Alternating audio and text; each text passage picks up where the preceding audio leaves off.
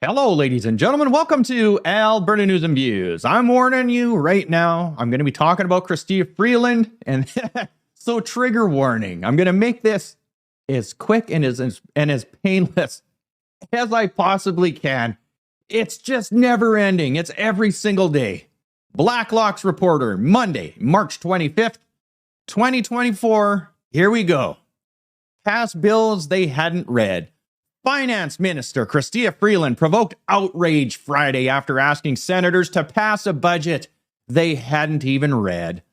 Senate managers sought approval to spend another $8.9 billion without disclosing the legal text of the bill. Quote, "This is not the first time. No, this isn't the first time. Chrystia Freeland tried to sneak in $2 billion in one of her other budgets, saying that it was for some green company that didn't even exist.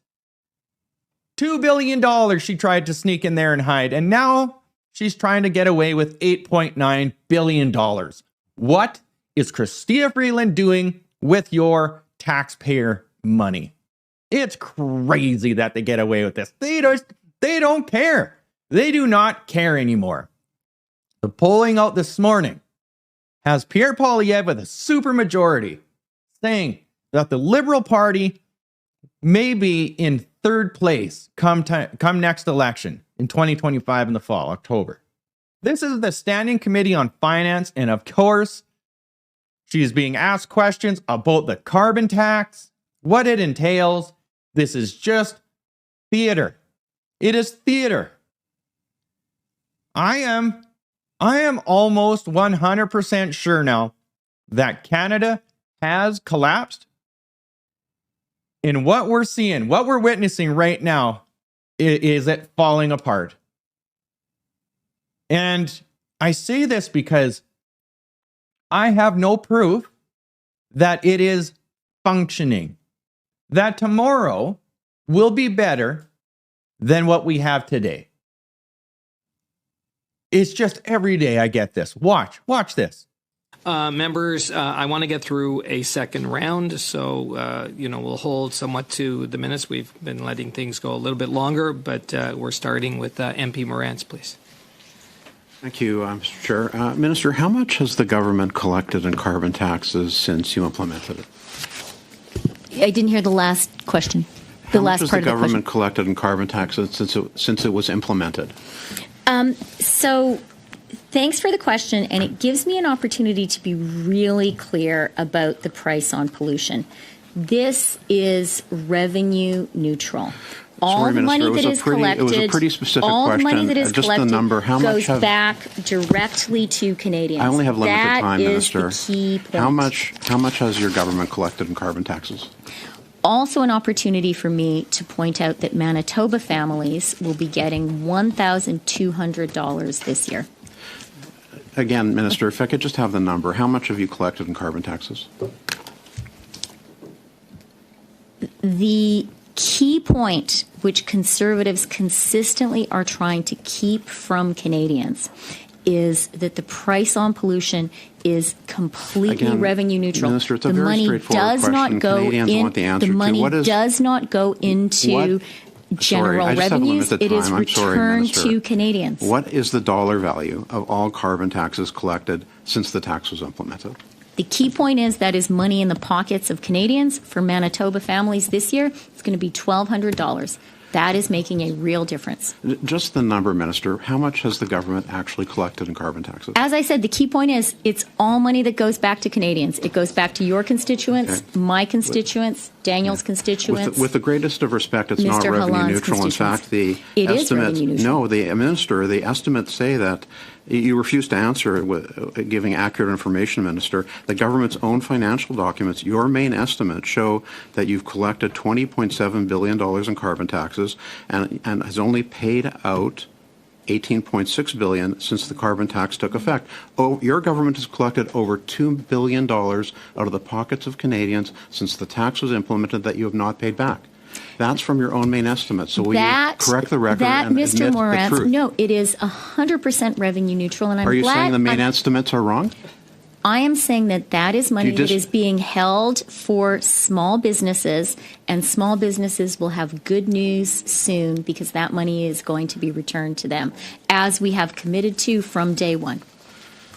Okay. You mentioned that Premier... That's just true. And I do want to thank Winnipeg's own Dan Kelly for the work that he's been doing with us on that. Dan Kelly completely disagrees with you. But aside from that, you mentioned what a great job Premier Canoe is doing. Premier Canoe, when he got elected, and he's an NDP premier. We disagree on many, many things. But he recognized that Manitobans are suffering with the high cost of living. The very first thing that he did when he got into office? He cut the provincial gas tax by 14 cents. And he said it's because Manitobans are having trouble affording just to live. Why are you increasing the carbon tax at the very time Canadians are experiencing an affordability crisis, unlike what Premier Canoe has done? I don't care. So there's a lot we disagree on, but I'm glad we can agree that Premier Canoe is off to an excellent start as the leader of Manitoba. So will you follow his example then and pause the increase in the carbon tax? One of the things I admire about his leadership is his commitment to a climate plan for Manitoba, because he knows that is an essential foundation of attracting investment and good jobs in Manitoba. Take the jackboots off the necks of Canadians.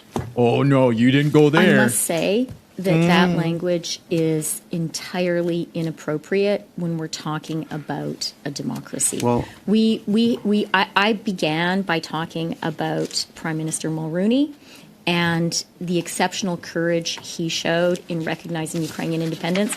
There are people in the world right now who do have real dictatorships oppressing them, like the people of Ukraine. That's and us to use in that Canada. language, talking about a government policy you disagree with, is entirely inappropriate and cheapens our discourse and our democracy.